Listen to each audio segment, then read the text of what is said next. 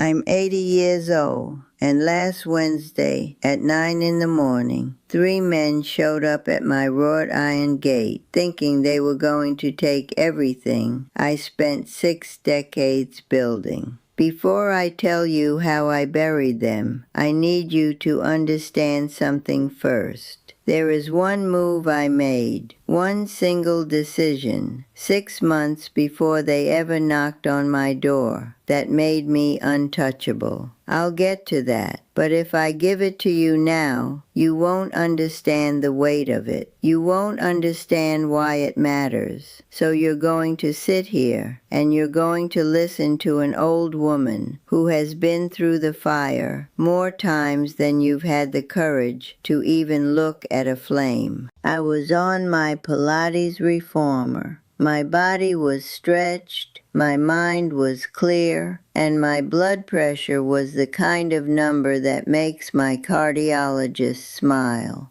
Then my security camera pinged. A zoning inspector, the president of my homeowners association, and a uniformed officer were standing at my gate like a welcoming committee for my funeral. They had a fine in their hands, $75,000. For what? 2 oak trees on my property that have been standing since before the Civil Rights Act was signed. Trees that supposedly threatened the power lines. Trees that an arborist I hired 3 years ago certified as structurally flawless. But none of that mattered to them. What mattered was the 3 acres of prime Atlanta soil underneath my feet. Soil that a luxury developer wanted to turn into condominiums for people who would never know or care that a black woman built a kingdom on that dirt. Now here's where most of you would panic. Here's where most of you would call your children, call your cousins, call somebody, and start crying about how unfair the world is. And that is exactly what they count on. The system does not attack you with guns anymore. It attacks you with clipboards and deadlines, and municipal codes written in fonts so small that your aging eyes are supposed to miss the trap buried in paragraph 9, subsection 4. They don't need to burn your house down. They just need to make you believe that keeping it is more painful than letting it go. And the moment you believe that, they've already won. 2 hours after those men left my gate, a brown envelope slid under my front door. Inside was an all-cash offer for my property, 30% of its real market value. 30%. Let me put that in terms you can feel. Imagine you spent your entire life paying for a diamond, polishing it, protecting it, insuring it, and then someone walks up to you and says, "I'll give you the price of glass." That is what they offered me, and they expected me to be grateful. They expected me to clutch that piece of paper like a life raft and thank them for rescuing me from the burden of my own success. I need you to wake up right now. The most dangerous lie the world tells aging people is that you've earned the right to stop fighting. You have not earned that right. You will never earn that right, because the vultures do not retire when you do. They circle harder, they circle lower, and they bring paperwork.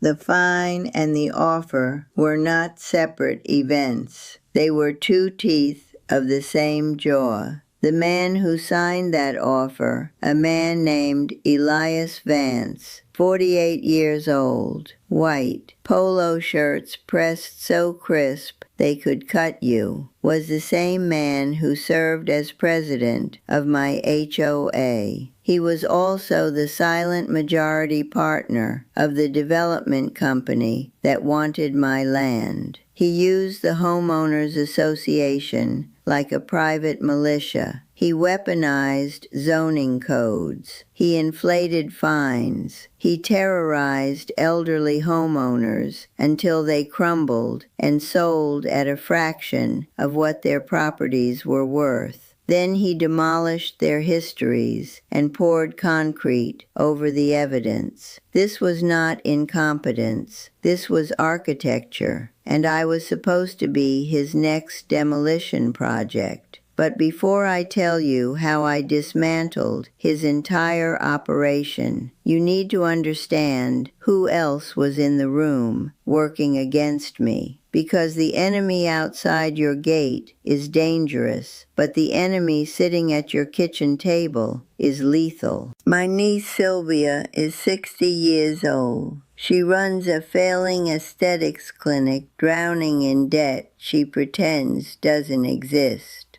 When I called her to tell her what happened, I expected outrage. I expected her to pick up the phone and call our contact at City Hall. Instead, I heard a rehearsed sigh, a sigh she had been practicing. She told me in that soft, slow voice people use when they're talking to someone they've already decided is incompetent, that keeping a house this size at my age was a dangerous luxury. She suggested I accept the predatory offer and buy my peace in a gated retirement community. Buy my peace, as if my peace was a product on a shelf, as if the fortress I built with my own hands and my own money and my own blood was something I should trade for a 2-bedroom unit with emergency pull cords in the bathroom. I want you to hear this clearly. The people most likely to help the system destroy you are the people who share your last name. Not because they hate you, but because your strength makes them uncomfortable. Your refusal to shrink reminds them of every fight they were too afraid to have. And if you fall, if you sell, if you downsize into irrelevance, they get something out of it. Sylvia didn't want me to have peace. Sylvia wanted a cut of the sale to save her sinking business. She was the 5th column inside my own bloodline, feeding Elias information about my routines under the disguise of neighborly concern. That woman sat in my library on day 5, sipping my tea, sliding retirement brochures across my oak table, while her phone recorded our conversation from inside her purse. She wanted me to say I was tired. She wanted me to say I was confused. She wanted ammunition to hand to lawyers who would argue that I was no longer mentally fit to manage my estate, my own blood, at my own table, drinking my own tea, plotting my erasure.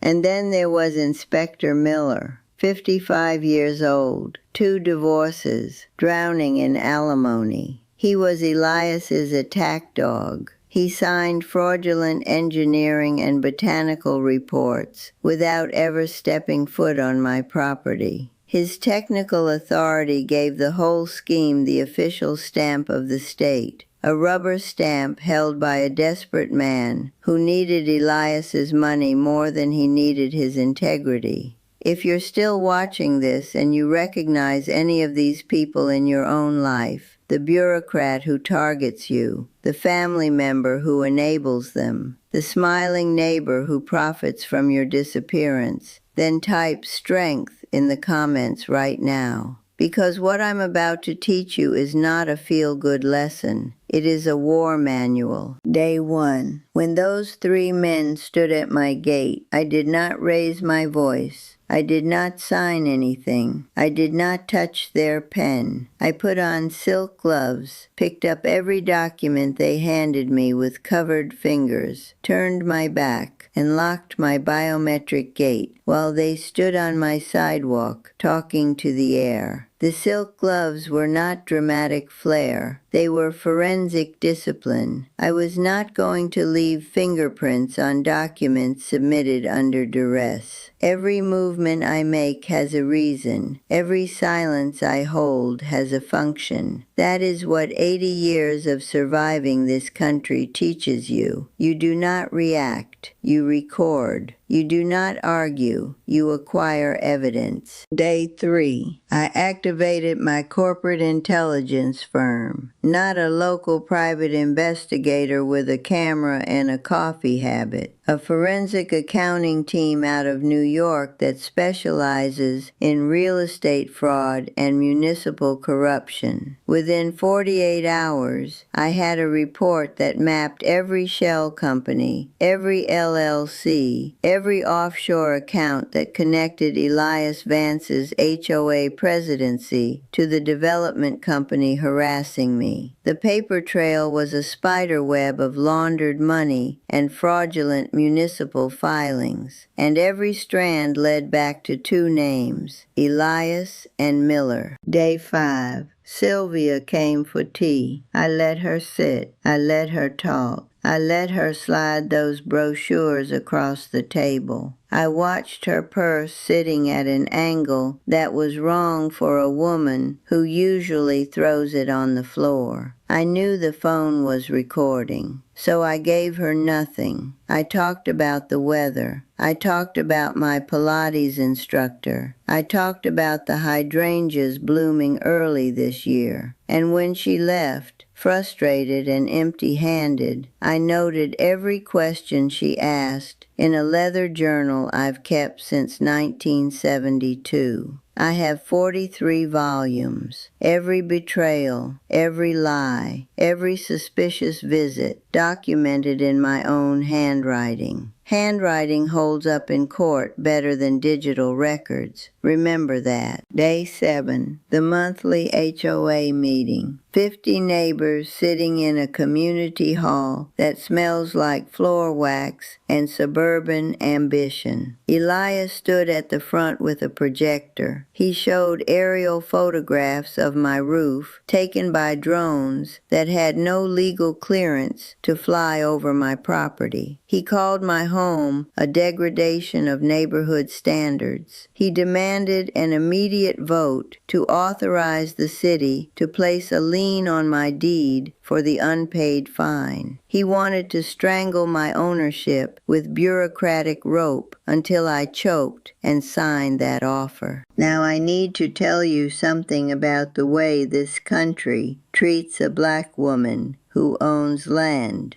It is not an economic inconvenience. It is a historical offense. The system that built Atlanta, that built every major American city, operates on an unspoken algorithm. A black woman living alone on the most expensive square footage in the zip code is a glitch in the real estate matrix that must be corrected. They do not wear white hoods anymore. They wear polo shirts and carry tablets with property assessment apps. The violence is quieter, cleaner, and wrapped in language so polite you almost thank them while they rob you. They assume statistically that an 80-year-old woman is dehydrated of fight, disconnected from modern law, and intimidated by any man in a uniform.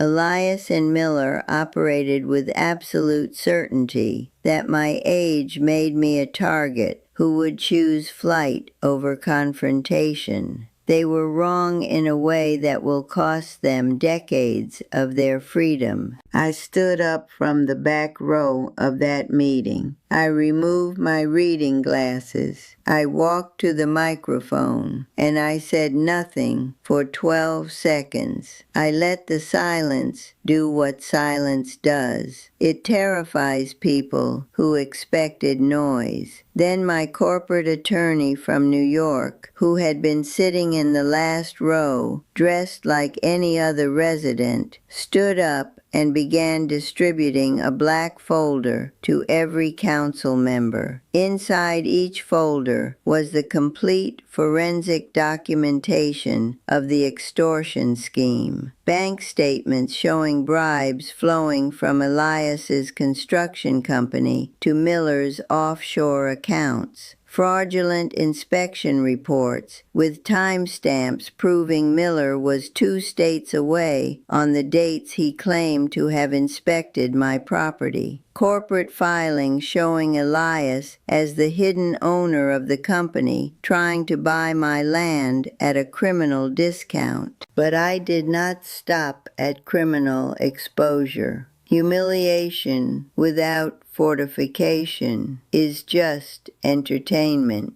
I executed what I call the Sovereignty Protocol. I informed the association that 6 months prior, long before any fine, long before any envelope slid under my door, I had initiated the process of registering my property with the National Register of Historic Places, anchored to its documented significance in African American heritage and the pre-civil rights history embedded in its soil. The federal approval was signed that very morning. My land was now protected by federal preservation law. The HOA had no jurisdiction. The city had no jurisdiction. No municipal body could approve a lien, a fine, a forced sale, or even an opinion about the color of my mailbox. My property existed above their reach permanently. This is the secret I held from the beginning, the move I made 6 months before the war even started.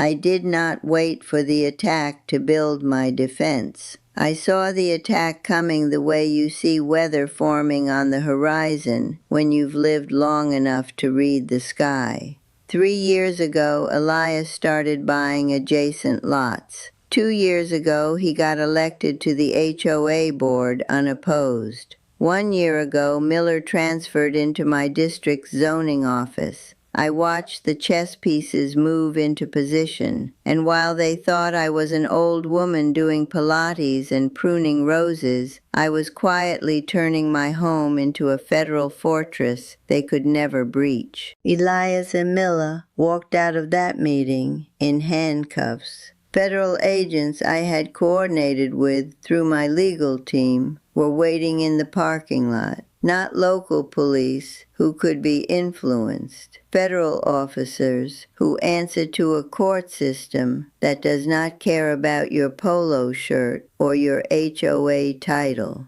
And Sylvia, who sat in the second row watching her scheme collapse in real time, received nothing from me but one look. One single glance that said everything language cannot carry. She is no longer in my will. She is no longer in my phone. She is no longer in my bloodline as far as my legacy is concerned. I did not yell. I did not explain. I subtracted her from my life the way you delete a file you no longer need, quietly and permanently. Now let me tell you what this war cost my body. Because the system's most effective weapon against elderly people is not legal. It is biological. Institutional harassment triggers a cascade of stress hormones called glucocorticoids. In an 80-year-old body, sustained cortisol elevation does not just cause anxiety. It erodes the blood-brain barrier. It accelerates cardiac failure. It is designed to kill you slowly while the paperwork processes. Bureaucratic murder dressed as due process. I refuse to die on their timeline.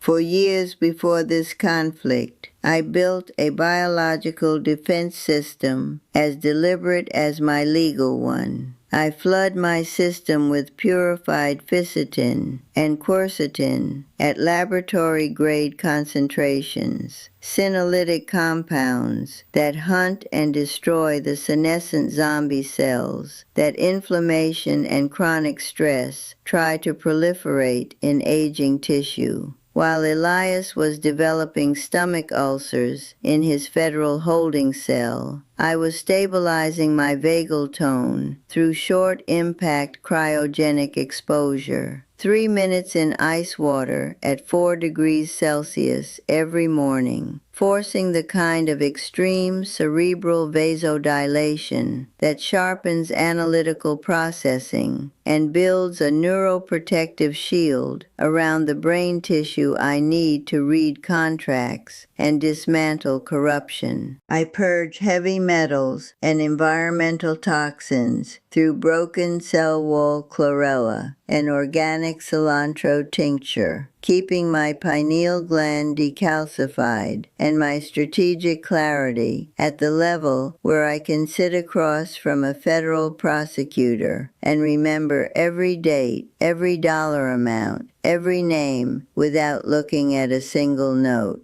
They tried to use clipboards and fines to stress me into a grave. I used their war as cellular fuel. Every threat they delivered became a reason to train harder, eat cleaner, think sharper. My biology is as cold and structured as my trusts. And that is why I am still standing in this house, on this land, with this gate locked, at 80 years old, with a resting heart rate of 52 beats per minute and a legal perimeter that no municipal predator can penetrate for the rest of my natural life and beyond. Because the trust ensures my descendants inherit federal protection with the soil. So here is what I need you to understand before I let you go. The system is patient. It will wait 20 years for you to get tired. It will send smiling men with clipboards. It will send your own family members with brochures. It will use codes and fines and liens and inspections and every bureaucratic instrument ever invented to make you feel like the cost of keeping what is yours is greater than the cost of giving it away. And the moment you believe that, the moment you sit down and say you are too old or too tired or too alone to fight, they will take everything and build something profitable on top of your memory. Do not let them build on top of you while you are still breathing. Go back to every document you signed under pressure and have it reviewed. Go back to every fine you paid without contesting and challenge the record. Go back to every family member who told you to downsize and ask yourself what they stood to gain from your shrinking. Protect your land, protect your name, protect your walls. And if you have been sitting in your home, watching the vultures circle, wondering if you have the energy left to fight, let me be the one to tell you that energy is a decision, not a resource. You decide to have it. You decide to use it. And you decide that no man with a clipboard and no relative with a hidden agenda will ever write the last chapter of your story. Now I want to hear from you. Tell me in the comments what bureaucracy, what petty official, what smiling inspector tried to snatch your financial peace using the law as a disguise. Tell me about the family member who sided with the system instead of standing with you. Put it in writing, because silence is the first thing they count on and the last thing I will ever give them.